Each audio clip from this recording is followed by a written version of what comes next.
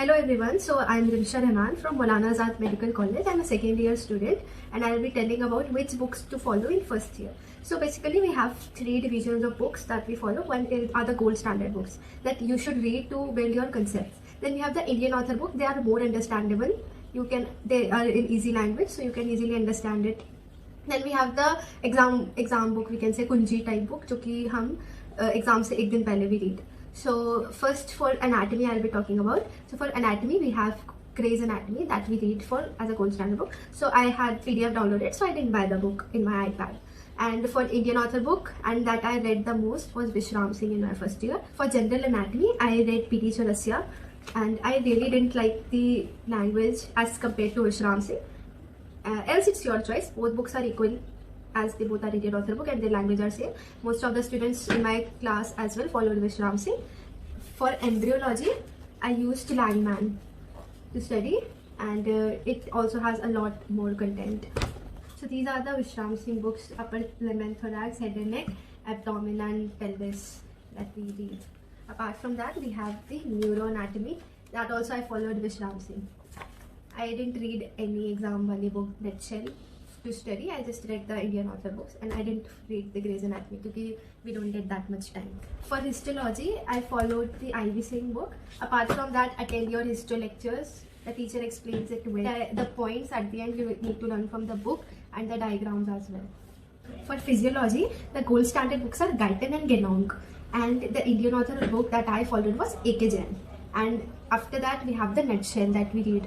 I didn't follow the nutshell, didn't read the Genong Guyton. Guyton you should read. It was my mistake that I didn't read. But I bought this Genong, and it's actually I couldn't understand much. Its language I couldn't understand much because my concept wasn't clear. You need guidance to clear your concepts. For Indian author book, I followed the A.K. Jain, part 1 and part 2. Physiology practical, we followed Dr. A.K. Jain manual. Practical manual, and it was pretty good to clear concepts and to pass your exam with good marks. All the question and answers were pretty great in this. Now let's go to biochemistry. For biochemistry, the gold standard, I didn't buy it, I didn't read much about it. But for Indian author, I read S.K. Gupta, and it was amazing. I read like everything in it almost. So you can follow this for biochemistry. Apart from that, it was a huge mistake. I bought nutshell biochemistry. If you are reading S.K. Gupta book, you don't need nutshell. It's enough, so you don't need to buy this book. For practical, Dr. S.K. Gupta Practical Manual of Biochemistry. This was pretty good book too to understand and pass the exams.